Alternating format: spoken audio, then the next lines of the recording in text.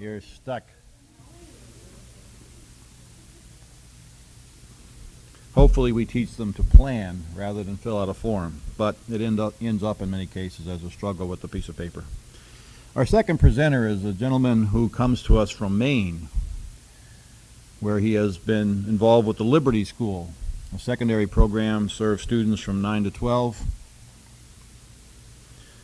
When we take a look at the literature he shared with us, it's impressive in that it says that they focus at the Liberty School on teaching students how to think.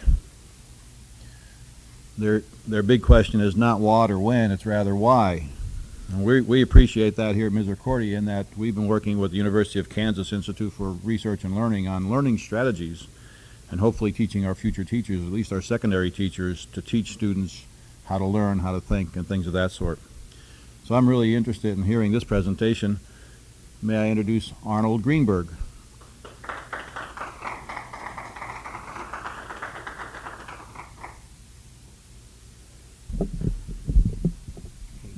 Thank you.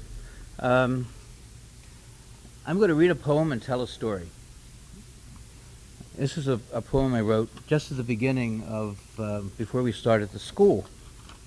And I've been working on a book of poems based on the myth of Sisyphus. You know, there's a person who pushed a rock up the hill, only have it fall down. It's not unlike starting a school. Anyway, the poem is called School, and it expresses a lot of the philosophy of the school. Our teacher handed us some seeds and said, "Go plant these in your yard and water them. Then let your questions grow with every leaf."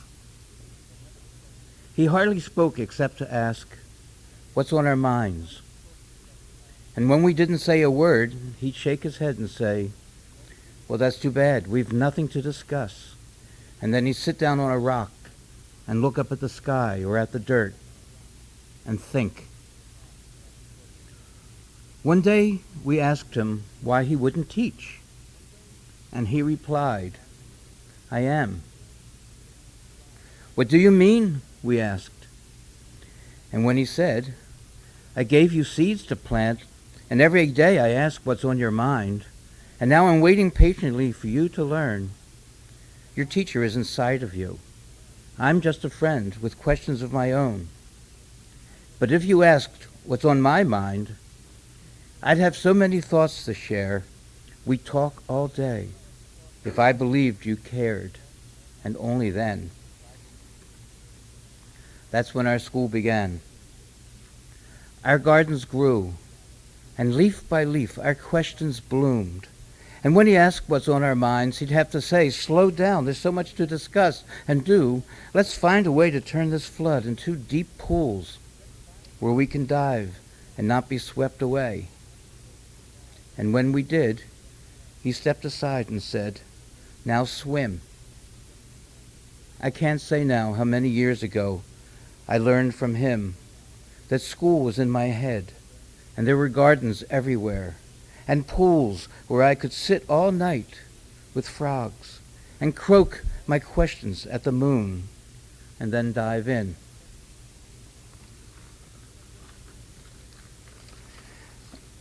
That's a lot about the philosophy of our school, Liberty School, a democratic learning community.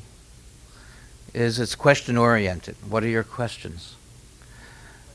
The school is built on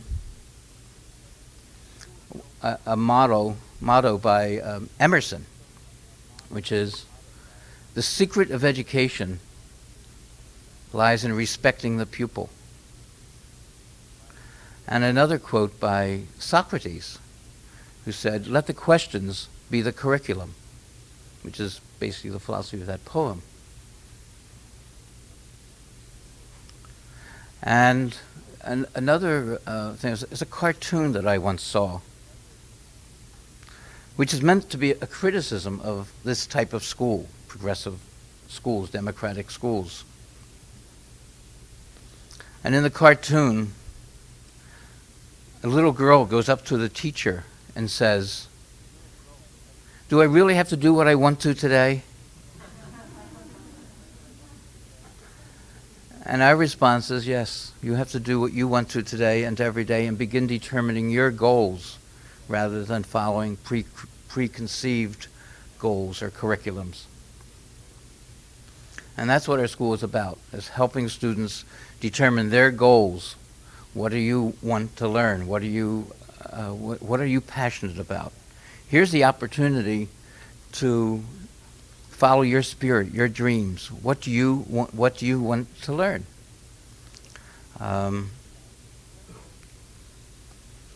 We are centered around two other questions.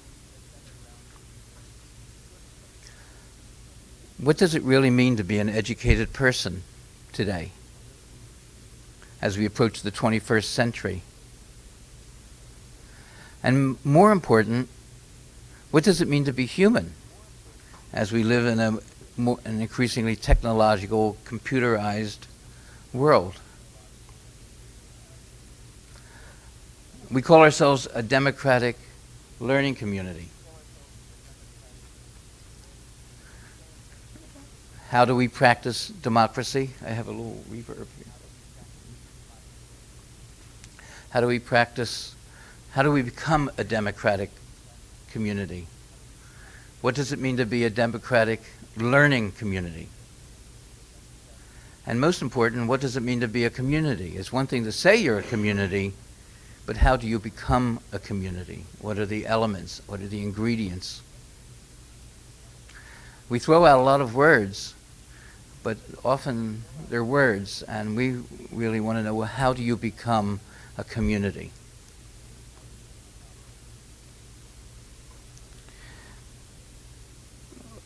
In answering the question, what does it mean to be human, we also ask ourselves, what kind of graduates, what kind of students, what kind of graduates do we want our students to become? It's a question that Daria asked in her thing. What do we want? What are our goals?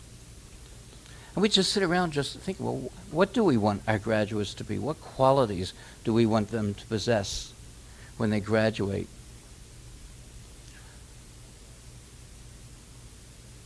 And it was not an easy question.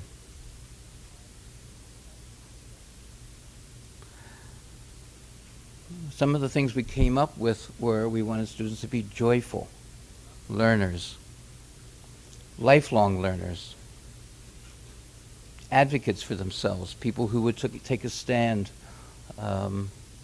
caring citizens of the world. So, well, how would we achieve that? And one of the things is because we were a grassroots school, and that's part of the story I'm going to tell, is how this little grassroots school started with no money, no land, no building, nothing, just a dream. But one of the things was, well, we should have teachers who have those qualities. So in looking for teachers, and the students were all involved in hiring all the teachers, we looked for people who had the qualities that we wanted our students to have. Exciting, passionate, joyful learners. In fact, we hardly even refer to our teachers as teachers. We refer to them as older students. I consider myself an older student working with younger students, and that's the only difference.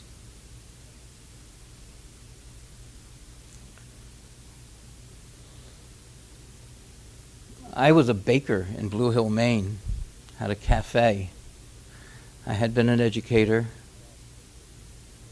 had started a couple other schools before this, and decided I wanted to take a chapter in our story of life and get back into education after 12 years as a baker. I loved my years as a baker. I considered the cafe another version of a school. The word school, by the way, I don't know if people know that the word school in the Greek means play and leisure. To have the leisure for discourse and dialogue and to share ideas. And I remember when I was in college, in the cafeteria, where students were sitting around the table and we were just having great conversations. And I often felt my education was being interrupted to go to class because I was learning so much. So I said, one day if I ever started a school, I'd have 2 buildings, a library and a cafeteria. And so I considered the cafe just another version of a school. And we had some of the major folk artists and jazz musicians come to that cafe. I considered it a way station along the road where roving troubadours came and shared their stories and their songs of their heart and taught and healed through having people sing. And great discussions took place in the cafe all the time. So that was just a version, another kind of school that just happened to be a cafe. And one of my favorite words is muddle. To muddle, to flounder, to grope, to search. If we live planned, prescribed lives, which most people do, they go to high school and they go to college and they get their 2.5 children and they don't really muddle. Their life is planned out. And I have been a muddler. I don't know what the next step is going to be, but I somehow just believe with all my heart that whatever is meant to happen will happen. And that's how this school started. I just want to say one other thing before I tell the story of the school, and then I really want to open it up for questions. I really don't like being, you ever heard the sage on the stage? I don't like that. But if you think of life as the story of our life, the book of life, as being made up of many chapters, then a very good story, a very exciting book of life would be one that has a beginning, a muddle, and an end. And that's my story, as I'm right in the muddle right now of my life. I love it. How do you start a school after being a baker with no money, no land, no students, no teachers, nothing, just an idea? And I just want to talk about this evolution because I think it can help a lot of people if you believe in something and are willing to muddle. Great things can happen. So I just started around the cafe before I sold it. After I sold it, actually, almost a couple months after I sold it, I called a group of people together and I was thinking we could use another school in this town. Maine has an opportunity is in towns that have a high school, the kids have to go to that high school. But there are many, many towns in Maine that do not have high schools, and the towns pay the tuition to send them to any school that they want. So we've had school choice to some degree for 150 years. There was already an existing school in our town called George Stevens Academy, a very successful, very prestigious school, the school that all the kids went to. Their parents went to it, their uncles and aunts, and everybody just dreamed of going to this traditional high school, which is a very good traditional school. And I said, well, there may be room for another kind of school in the town. And I resist calling, I don't like the word alternative school. I resist calling it alternative because the town had a Montessori school, elementary school, had a Waldorf school, had a Christian school. They're all alternatives. So right from the beginning, I called this a democratic school. And it wasn't a word that people were familiar with, but gradually they would become familiar with it by just saying what it is. Or sometimes a non-traditional school. So I gathered people around, and so we were thinking about starting a school, and I talked about what my vision was. Of course, people asked, where are you going to get the students? Where are you going to get the money? Where are you going to get the land? Where's the school going to be? And I said, not to worry. There's no worry. It will happen. If it's meant to be, it's a statement of Marx. If there's nothing more powerful than the right idea at the right time. Nothing more powerful. So I said, we'll put an article in the paper that we're going to have a meeting at the Congregational Church for anybody interested in hearing about this idea of a school. And I expected maybe 20 people would come to this meeting. We just started in September and then had the first meeting in October. And almost 100 people came to that meeting. And I wrote up some material about the school, what it would look like, and seemed to be interested. And then I had another meeting, and then started having meetings in all the little towns, inviting people to come, and continually asked, where's the money going to come from? How are you going to have a school? Where is it going to be? I said, well, we don't have a location yet. This is just an idea. Well, people said, I'd like to be a part of this school. Students and parents started coming to meetings and signing up for a school that didn't exist. Asking, well, where is it going to be? I said, well, let's just start having meetings. It started off, there may be 6 students. And I invited the students to all the meetings and planning the school. So the kids who were aboard were involved in the starting the school right from the beginning. And gradually there were 12 students and 15, and we eventually opened with almost 40 students. But people still wanted to know, and I was going out giving talks to rooms like this, and people were asking, well, where's it going to be? How can we sign up for a school or go to a school? So there's a great deal of uncertainty. I just said, there'll be land, everything will come. Don't worry. And no, it sounded flaky and sounded out there, but that's what I said.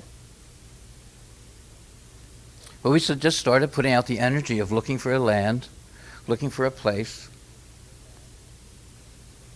We knew we wanted to be kind of in the center of Blue Hill, so that for school buses and making it accessible. The other thing we wanted to do is we wanted to be a school that was approved by the state in order to get tuition. So this would be a public school.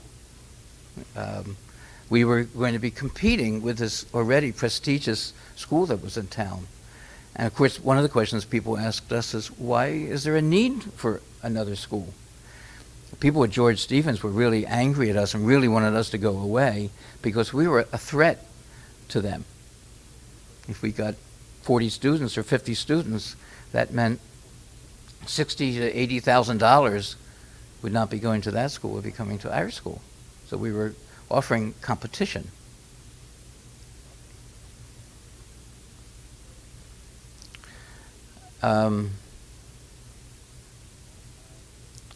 In March, the school was going to open in September. We were going to open up in September. We were going to be an approved school, and we were going to have everything ready by September. And this was March, and we still didn't have land. And I can say I never worry 1 minute. I said, worry stops the process of things happening. It means that you really don't believe. You must not. If you really believe in something, then you can't worry. Doesn't mean you can't be concerned, but you work every day towards making it happen without worrying, with absolute, complete faith that it will happen. In March, I got a phone call from a man who was interested in the school, interested in ideas, highly skeptical that this could happen. And I said, I'm not. He said, I'll tell you what. He knew we were interested in a particular area. He says, I just bought a property yesterday. 4 acres. It has a house on it and a carriage house. I'll give you an option on the land for nothing.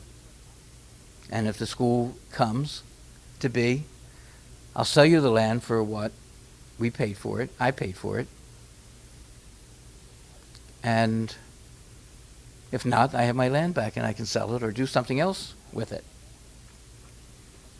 So we were able to say in the newspapers, Liberty School has site on South Street. That gave us some credibility. People said, well, this dreamy idea is getting someplace. He also said, I'll contribute $25,000 on the condition that you get 2 other people to contribute $25,000. So I arranged to have a party at a friend's house who happens to be Noel Paul Stuckey from Peter, Paul and Mary.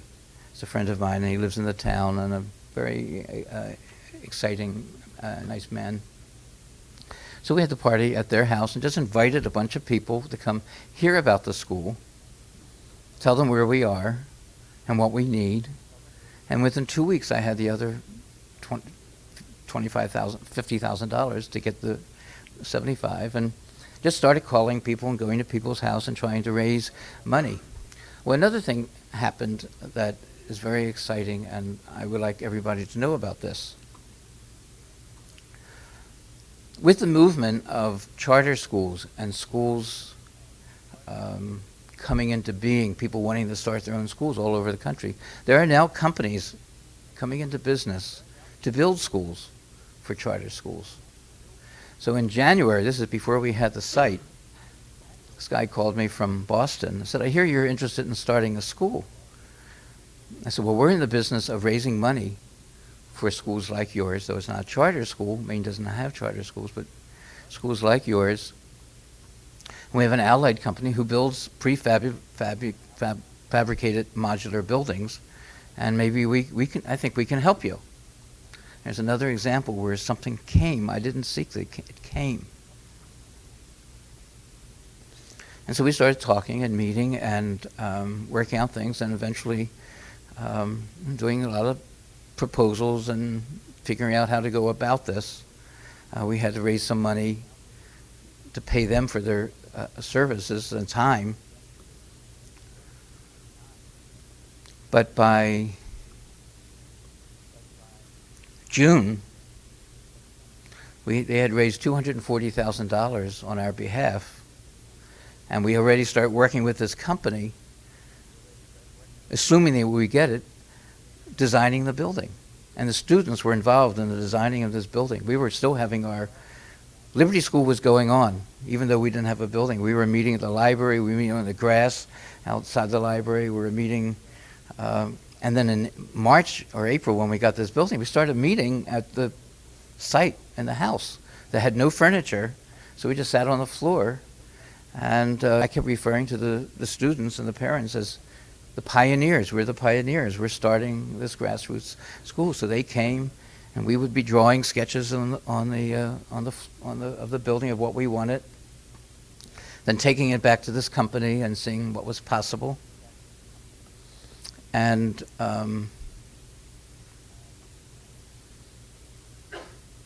then we had to take our plans and go to and with students, go to the fire marshal, go to the planning board. We had finally had our design of a building. And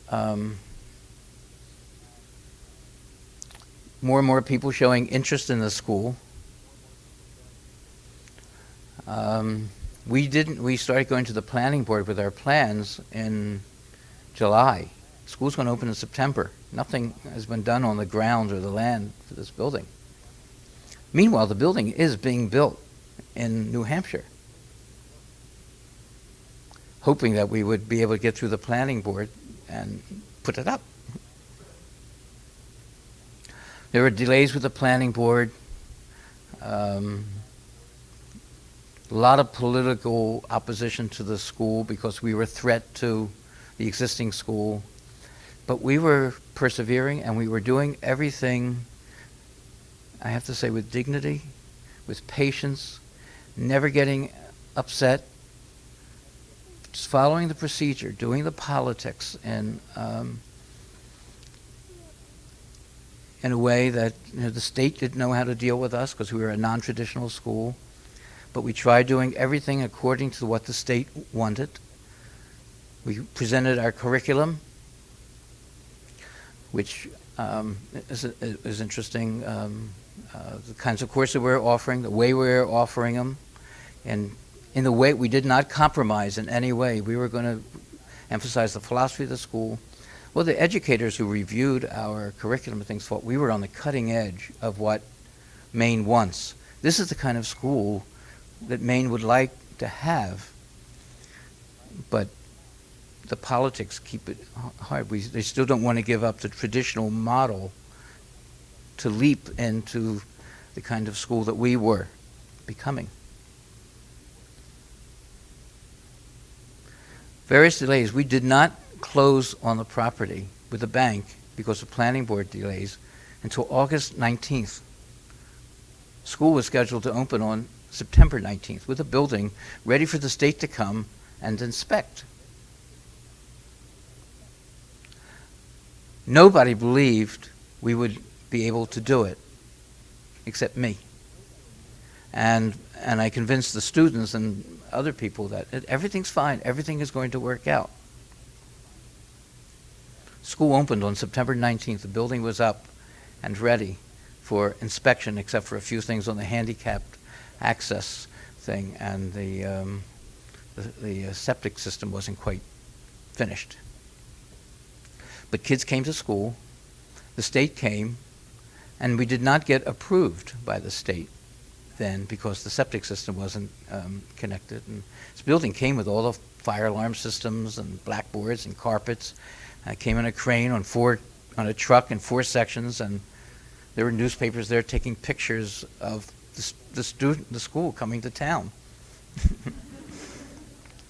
And everybody was watching us. Are they going to pull this off? How are they ever going to open up on time? It was very dramatic. I mean, the newspapers, the television, everybody was watching this happen.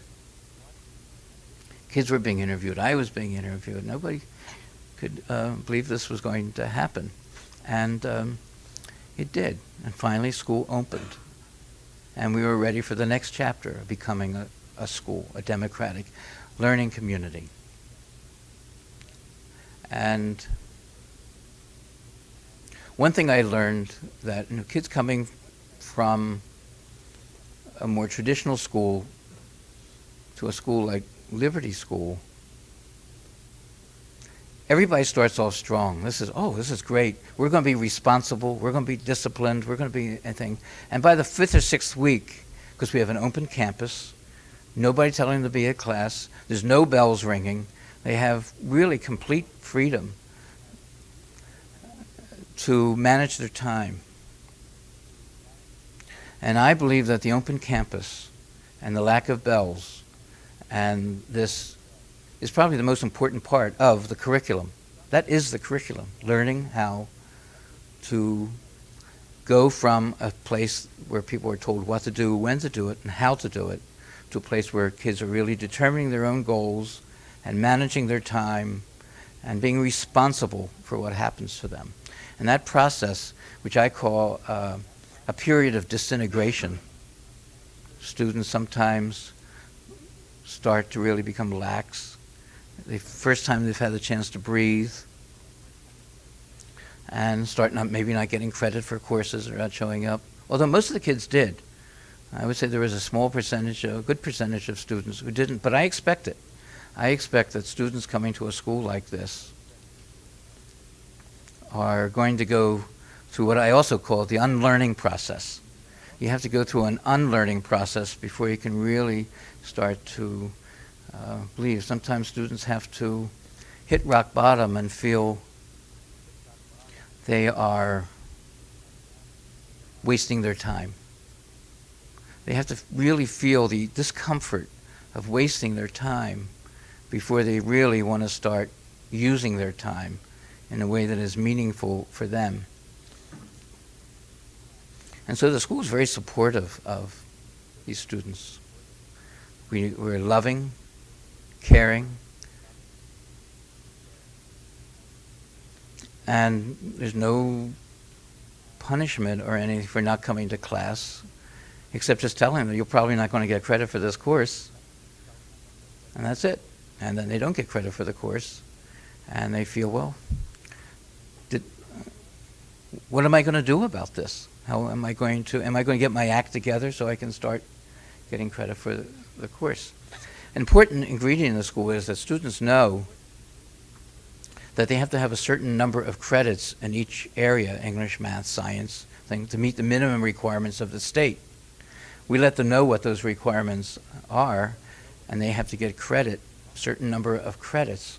And we're flexible in how they meet those requirements, but they still have to do substantial work and do what they say they're going to do to get credit.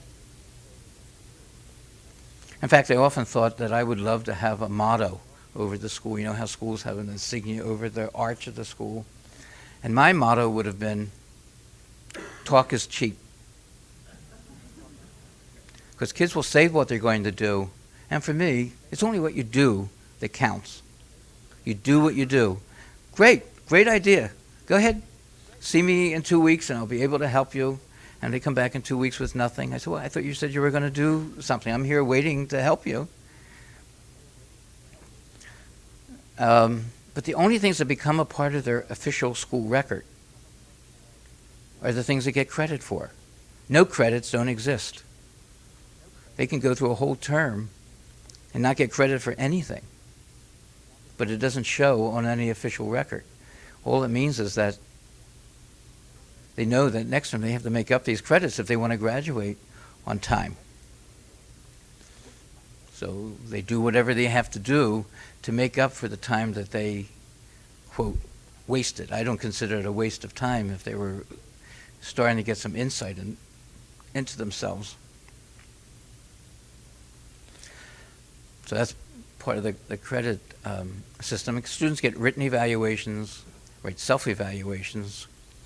At the end of each term, however, more important than the evaluations and the courses, they make exhibitions to the whole school. Every class presents something to the whole school at the end of each term. And now we're moving that the exhibitions, the students won't even get an evaluation for the course until after they've presented their exhibition. Their presentation is a very important part. The other thing we emphasize in our classes is being a team and collaborating. If in the future, from what we gather from industry and corporate world and businesses and people, that they want people who are problem solvers, people who can work as teams, people that can collaborate. And that's the way we run our classes. Our classes are teams. And I like to compare an academic team class to a basketball team or a football team or a drama club, where everybody is collaborating to make the team be successful. Everybody has to do their best on a basketball team to make the team win games and be successful. So the same kind of quality that teammates on a basketball team expect of each other, showing up for practice, being prepared, doing everything possible to make the team successful, is what we do in our classes. How are you contributing to the class to make it a successful class? It's not the teacher's class, it's our class. We're not doing things for the teacher, we're doing things for each other. We each need each other. And the school, the democratic part of the school is, and it really truly is a democracy, is that part of community service, there's two community service elements. One, community service outside of school, in some hospital or library or school or thing. But community service, kids have to get a certain number of credits for community service within the school. And so the school is really run by all these committees: admissions committee, a curriculum committee, a judicial committee. And the school is actually run not by me, but by a community council that's made up of, this term, it's but 10 students and 3 teachers. And they are the collective principal of the school. They set the agenda for the all-school meetings. They work with the budget. Committees report to them once a week. We meet 3 days a week, Monday, Wednesday, and Friday. And on Monday, they set the agenda for the all-school meeting, what issues are going to be discussed, whether there should be allowed to be video games on the computers, how the library should be used, how the kitchen should be used, should we buy a vacuum cleaner, everything. Kids make the agenda. On Tuesdays, we have an advisory meeting. Each student has an advisor, and they meet as an advisory. And they get the agenda from the community council to discuss in the advisory as a small group on Tuesdays, to discuss in the larger group on Thursdays at an all-school meeting, which we have. And these all-school meetings are very exciting. I love them, and the dialogue that goes on and the discussions are really rich. There's one other thing I'm going to say about the school, and then I'd really like to open it up for questions. School has very few requirements except the minimum requirements of the state. Has no rules except the federal and state laws of no drugs, alcohol, or smoking, and that's enforced by the Judicial Committee. We don't have any rules about it, but we have a civil rights team that is made up of a teacher and students, because we really don't want harassment, not just sexual harassment, but we really are working on how can we become a kind community? How can we really stop the tendency of kids to bust on each other and call names and things and treat each other with respect? That's part of becoming a community. But we now have really the only requirement in the school, other than the community service requirement, that is a graduation requirement. Students have to petition the graduation committee, which is made up of students and teachers, petition to graduate. We don't call it seniors. Any student who thinks they're ready to graduate can petition the graduation committee and say, I think I'm ready to graduate. All students have to do a graduation project, which is like a dissertation. That is either in written or presentation form or art form, any form. We really do a lot around multiple intelligence. We find there are many, we try to really respect different ways of learning. So we don't require papers as the only way of demonstrating your knowledge, and we really like students to have the practice of presenting things to people. So students have to petition the graduating committee by getting a letter from their advisor saying that they have met the minimum requirements of the state, and I think this person is ready to graduate or not ready to graduate. And they have to have a mentor and talk about what their graduation project is going to be, and it has to be around an essential question. So they really have to learn to articulate a significant, essential question, and most of them didn't even know what an essential question meant. And so they're coming up with that, and kids are doing some very exciting projects. And the final thing I just want to say about the school that I think is unique and I really love is every student gets a handmade diploma made by the other students in the school and teachers. We start working on them in February.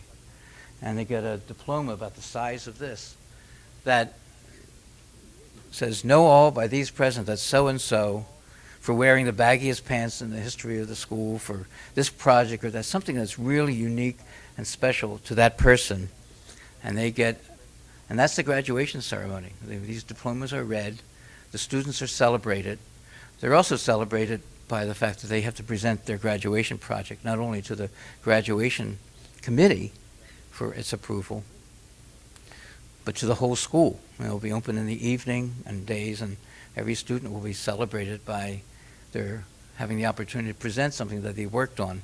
And the graduation project is an attempt that they have to demonstrate that they have mastered and understand the kind of skills and dispositions that we want Liberty School students to have. So they get a little tiny rolled up diploma that shows that's their certificate that looks like it comes from the state, plus the Liberty School diploma. And there was one student last year, for instance, who was a musician and singer, and her diploma was shaped like a guitar. Other students are shaped, so they're very personalized, and the graduations are just very, very moving. I'd just like to open up for questions. I talked about the starting of the school. There might be some questions about that. And Daria?